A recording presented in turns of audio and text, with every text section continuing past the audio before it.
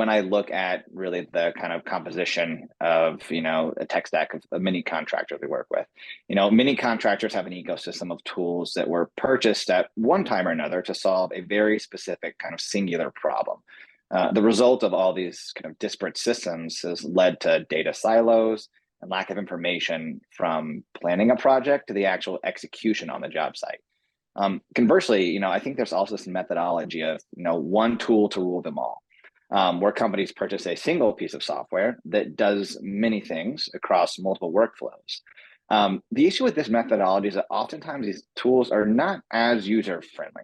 I think many of them tend to be derived from ERPs or financial-centric systems, but that aren't necessarily catered to the audience in mind.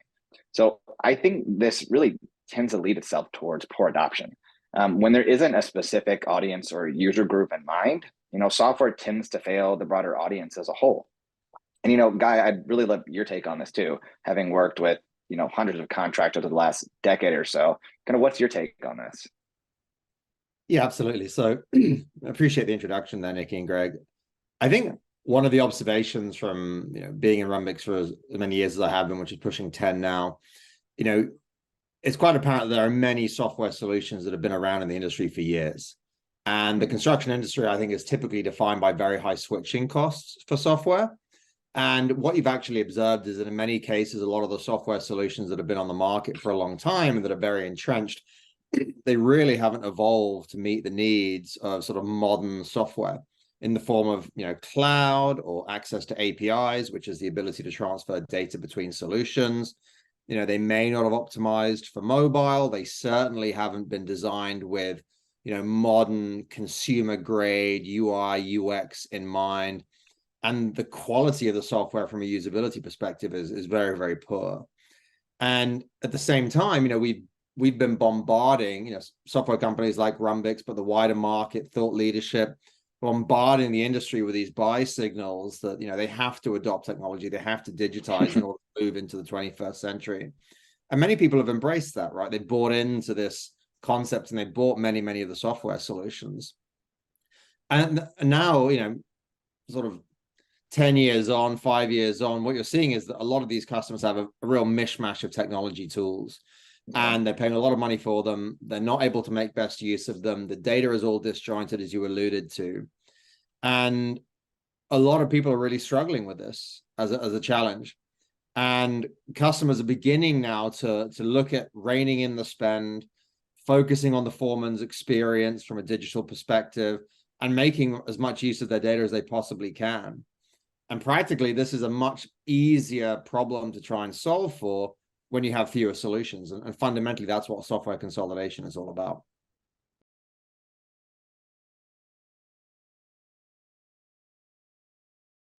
Each individual probably has their own unique take on consolidation. So I'll share kind of my thoughts around it, but definitely want to hear what guys say here too.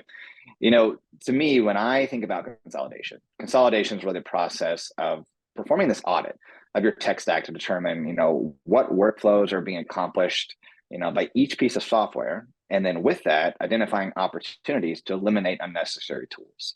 Oftentimes there are kind of signals or things you determine during this audit that really lead you to understanding that something that is accomplishing workflow A can likely be accomplished by another tool already in your tech stack, and there's overlap.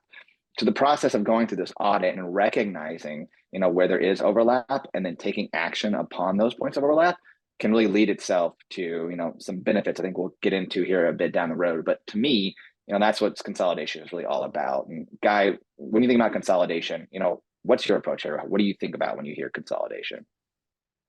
So for me, I think, there's obviously consolidating software tools, but I tend to take a slightly different perspective, which is really looking at the data side of it. Mm-hmm. So, software, a lot of it is about meeting a need for a construction management process or a very specific deliverable, but ultimately all of them generate data of some sort, whether it's a specific deliverable or the metadata that, is inherent in that process.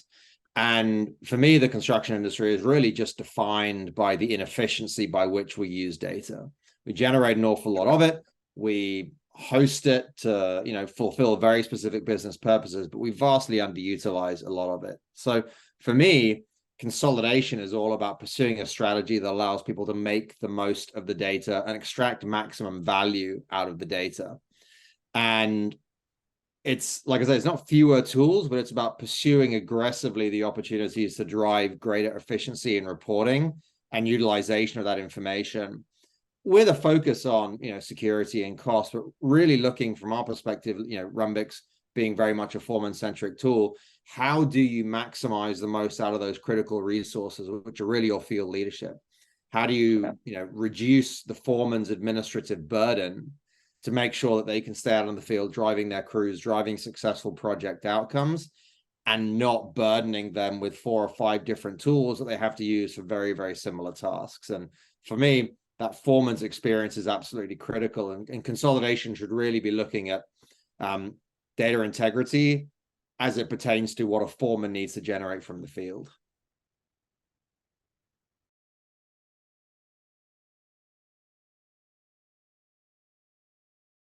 So I think there are many, right? The obvious ones are sort of cost savings, cost avoidance, ease of onboarding new employees, staff retention for folk who may not necessarily be that tech savvy and for whom learning new technology is a real challenge and a burden. There's, fewer integrations that you have to manage. There are security benefits from having fewer solutions, easier software licensing, fewer solutions that you have to worry about. But for me, and I'll keep harping on about this, the thing that I'm most enthusiastic is about data. Improved context, relevance, and access to data when you have fewer solutions. So, I like to use a quick example of sort of time cards, T&M tickets, and daily reports. A foreman who may have to do all 3 of those in a day, they might have to do a T&M ticket, they might have to do a time card at the end of the day, and they may have to generate a daily construction report at the end of the day for reporting that internal information. And in all cases, some of that information will have insights on the crew, the attendance, the time, the work activities, what went well, what didn't go well, maybe the production that was involved, issues, delays, obstructions, and that information might be generated once, it might be listed 2 or 3 times, depending on what information needs to be captured in each of those specific workflows. And for foremen, who are a construction company's, most critical resource, they need to be out there driving the crews, finding opportunities to improve the work, not sitting behind a screen, double, triple, quadruple, entering the same information over and over. We hear time and time again how frustrating that can be for field leadership, and how they'd much rather be spending their time with their crews driving outcomes. So for me, the opportunity there is reducing the number of tools that people have to use. But more importantly, once all that information is in a single platform, there's a huge amount of relevance and context between those data sets that can be mined. The ability to get all that information into a single solution where you can start to look at it through the lens of business intelligence, which makes deriving insights from really complex data sets really powerful. If you try and do that out of 4 or 5 or 6 different tools and integrate them all, you basically need a full-time data scientist, and that's well beyond the scope of what most construction companies can afford. So vastly simplifying data is going to yield very significant benefits from consolidation. And for me personally, as a bit of a data geek, that's one of the things that I think drives one of the greatest benefits from looking at fewer solutions, not more, in the construction industry. And Greg, what do you think? Yeah, I'm glad you hit on the data piece, Guy, because I'll kind of take maybe a tangential approach and talk about the entry piece. And you kind of began to dive into this a bit about kind of the foreman's experience. But the main benefit that stands out to me really in any consolidation effort is mitigating kind of dead time or downtime. The time that could be spent executing a project is spent hopping from one tool or another. To your point earlier, sitting in front of a computer screen when you could be out on the job site. Like anything you can do to limit that and mitigate that is going to have exceptional results on the success of any project. And by results, these come by way of time savings, which result to financial savings and improved margins on any project. So I think really this consolidation effort, in a way, by limiting the number of tools an individual has to interact with, you're allowing them to do their job more effectively and giving them time back in their day to actually, execute on it in a specific project. So I think to me, kind of the foreman experience, when you think about it through the lens of, Rhumbix and being foreman centric, that's top of mind for me, is ensuring that they have, the best experience, of anyone on a job and can do their job as efficiently as effectively as possible.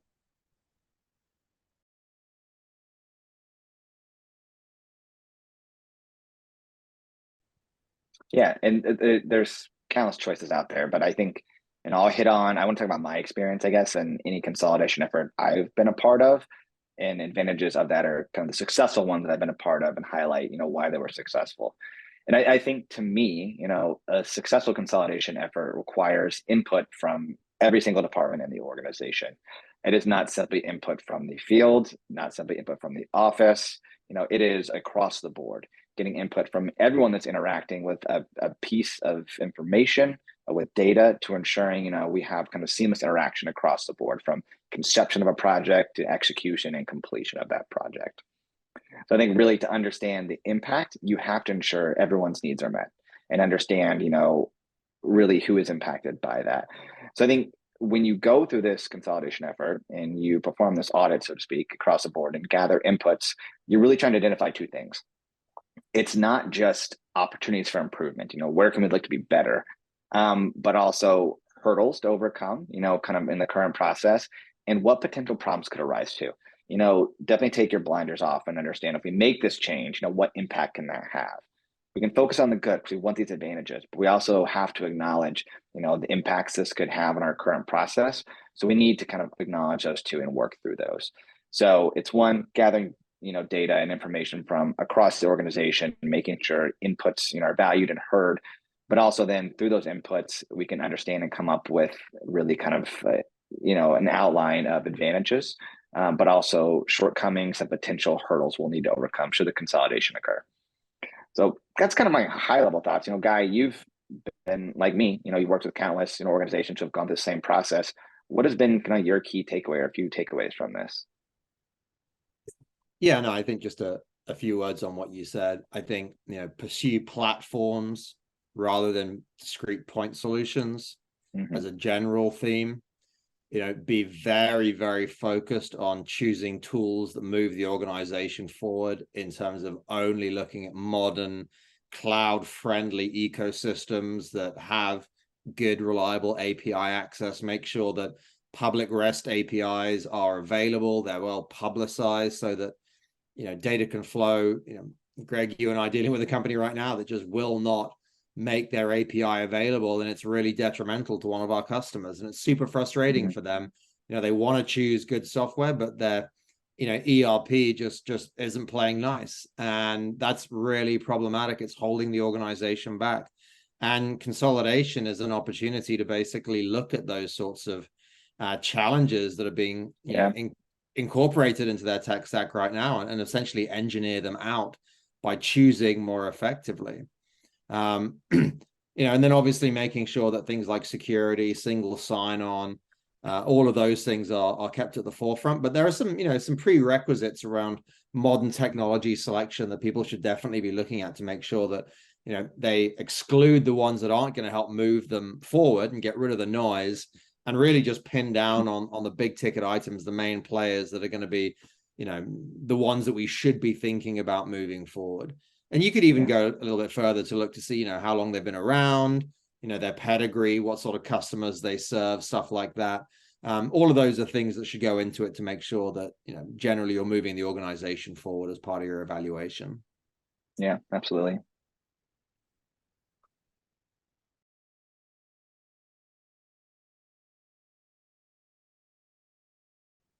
Yeah. So I think on the heels of consolidation, we are now getting into simplification. Once we've gone through this consolidation effort and we've simplified things, what advantages can you glean from that? And I think for me, the impact of simplifying your tech stack can have significant financial advantages, by eliminating data silos, where data is not flowing from, between departments. There's a lack of communication, and we've kind of had this information trapped in one place or another. When we eliminate those, we ensure like improved communication, visibility, and more effectively coordinated projects. Every single organization, from small subcontractors, large GCs, across the board, kind of spanning the gamut, they want to run products more effectively. And by eliminating data silos, you can do that. You can achieve that. I think improved communication and visibility, are two elements that can have significant financial advantages by the way of improved margins and project success. So to me, like it all comes down to, financial success and how can we achieve greater success financially on a project. And the simplification process of ensuring we have robust communication systems that are talking to one another, we're helping the organization out as a whole and eliminating gaps or data silos, you can get to that end goal, which I think is kind of everyone's striving for. Guy, what's your take here on the impact, of simplifying your tech stack? Yeah, I think, the construction industry has long been described as, technology laggard and underinvesting, but the fact remains that it's a relatively fine margin business, and the construction industry is great at building buildings. It's less good at building integrations. It's less good at building software. It's less good at building, technology stacks, right? And so significant benefits, right? The ability to reduce the number of systems that need integrations can be, a removal of a significant burden from software departments with construction companies. Thereafter, better access to data. The construction industry is definitely looking for better insights from the data, not necessarily more data. And so how do you improve the quality of the data that you're currently getting? And, there's a huge benefit from looking at not just better data, but looking at the relationships between data.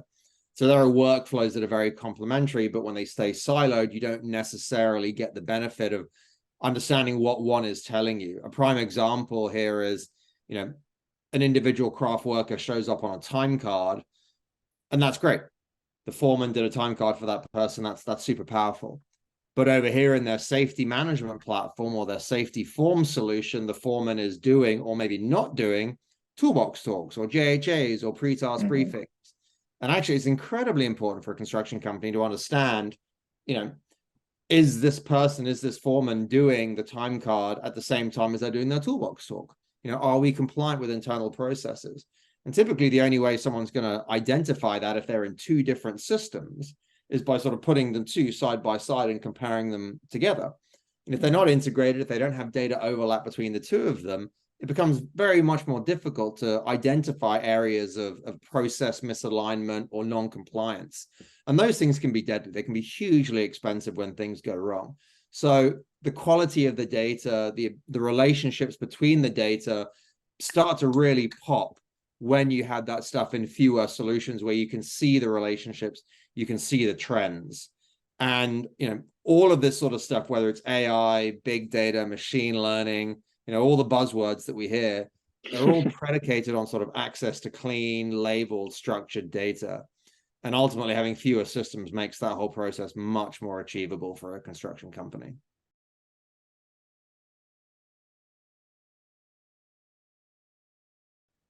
Yeah, absolutely. I mean, I think, the construction industry is and remains a fine margin business. And if you think about sort of lean principles, it's all about identifying the many small things that can lead to small improvements.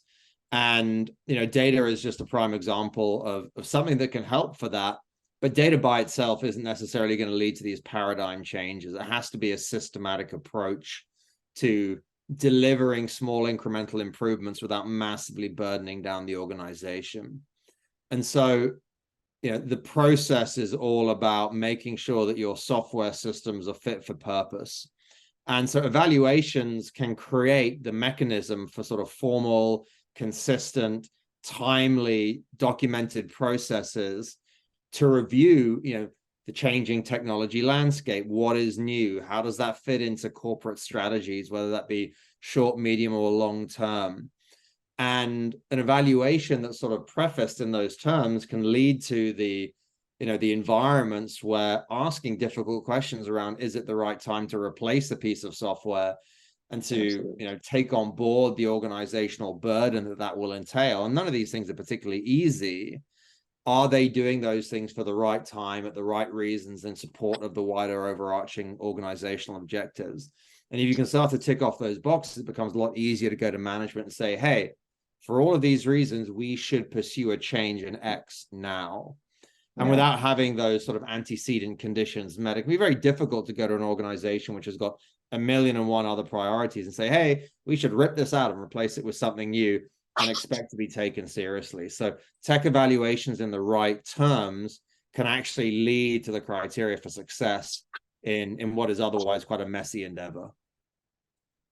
Greg, what do you think? Yeah, thanks for that, Guy. I think to me, the thing that stands out is that the construction landscape is continually changing. And what I mean by that is there are continually new regulations that are coming out and also product requirements. So as a result of that, you have to ensure that your tech stack is keeping up. A tool that may have met your needs 3 or 4 years ago may not, have the chops to meet your needs today. So performing this, kind of a frequent or having a scheduled, that's annually an evaluation to ensure your tech stack is now meeting your needs is absolutely critical. One, to ensure, product success, individual success, but ensure that you're keeping up with the times. That you have the tools at your disposal to meet whatever regulations you're facing, and also individual kind of unique project requirements. Continually evolving, continue to make sure as an organization, you and your tech stack are evolving as well. Thank you for tuning in. Rhumbix will continue to bring you more thought-provoking discussions and insights from industry leaders, helping us all stay ahead of the curve. So stay tuned for the next episode of Rhumbix Trailer Talk, and remember to like, subscribe, and share this video.